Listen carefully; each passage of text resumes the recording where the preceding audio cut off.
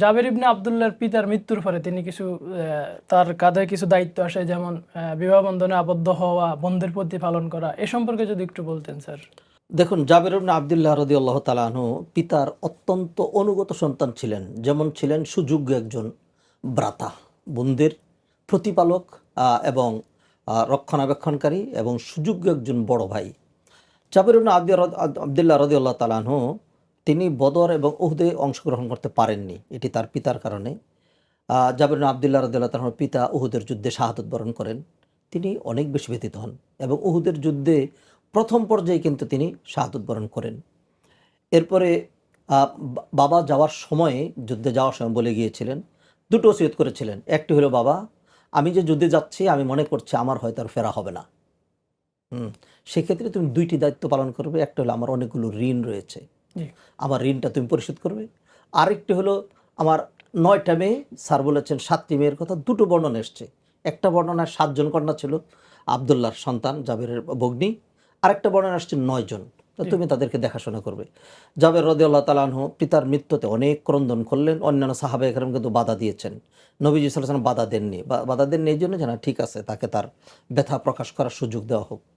এরপর থেকেই তিনি তার জীবনটাকে পিতার মানে বিয়োগের পরে আরও বেশি ন্যস্ত করলেন নবীর সাহচর্য এবং ইসলামের খেদমতে। সর্বপ্রথম যেই যুদ্ধে তিনি অংশগ্রহণ করেছিলেন সেটা হামরাউল আসাদ। এটা উহুদের যুদ্ধের ঘটনার একদিন পরের ঘটনা। নবীজি সাল্লাল্লাহু আলাইহি ওয়াসাল্লাম সবাইকে নিয়ে যখন ওই যে মক্কার কাফেররা যারা চলে গিয়েছিল তারা আবার রিটার্ন আসার পরিকল্পনা করেছিল, নবীজি তাদেরকে দাওয়া করলেন এবং সেখানে শুধু অনুমতি দেওয়া হলো যারা উহুদ যুদ্ধে অংশগ্রহণ করেছে শুধু তাদেরকে। জাবের রাদিয়াল্লাহু অংশগ্রহণ করতে পারেননি। তিনি বিশেষভাবে নিবেদন করলেন, ইয়া রাসূলুল্লাহ। আর যেহেতু জাবের মনটাও ভারাক্রান্ত হৃদয়, নবীজি তাকে অনুমতি দিয়েছিলেন, এটা তিনি অংশগ্রহণ করলেন। এরপরে ফিরে আসার পর থেকে তিনি দেখলেন যে বাবা নাই, মা নাই, তারপরে 9টা বোন, এদের প্রতিপালনের বিষয়। তখন তিনি সর্বপ্রথম যে কাজটি করলেন সেটা হলো, তিনি দেখলেন তার বিয়ে করা দরকার।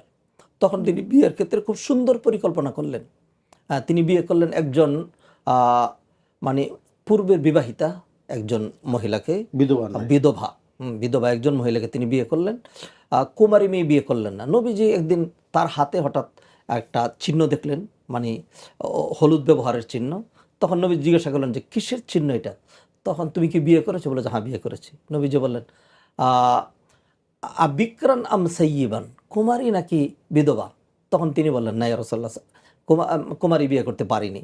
তখন নবীজি বললেন, হাল্লা বিক্রান তুলাইবু হাও তুলাইবু, যদি কুমারী বিয়ে করতে তুমিও তার সাথে অনেক মজা করতে পারতে, সেও তোমার সাথে। তখন তিনি বললেন, ইয়া রাসূলুল্লাহ, আমার দায়িত্বে অর্পিত হয়েছে আমার 9 জন বোন, এরা ছোট ছোট, এখন তাদের সাথে আর একটা ছোট্ট মেয়ে নিয়ে আসবো, তখন ঝামেলার উপরে আরও ঝামেলা হবে। সেই জন্য আমি একজন স্ত্রী বিয়ে করেছি যে নাকি আমার স্ত্রী হওয়া সত্ত্বেও তাদের সাথে মায়ের মতো ভূমিকা রাখবে, তাদের চুলগুলো আছড়ে দেবে, তাদেরকে গোসল করিয়ে দেবে, তাদের পরিপাটি করবে। তো সেই জন্য নবীজি সাল্লাল্লাহু আলাইহি ওয়াসাল্লাম খুবই খুশি হলেন, তার জন্য বারাকার দোয়া করলেন। তো তিনি পিতার মৃত্যুর পরে তিনি এই কাজটা করলেন, বিবাহ করলেন এবং খুব সুন্দর চয়ন করলেন। আল্লাহ সুবহানাহু ওয়া তাআলা বারাকা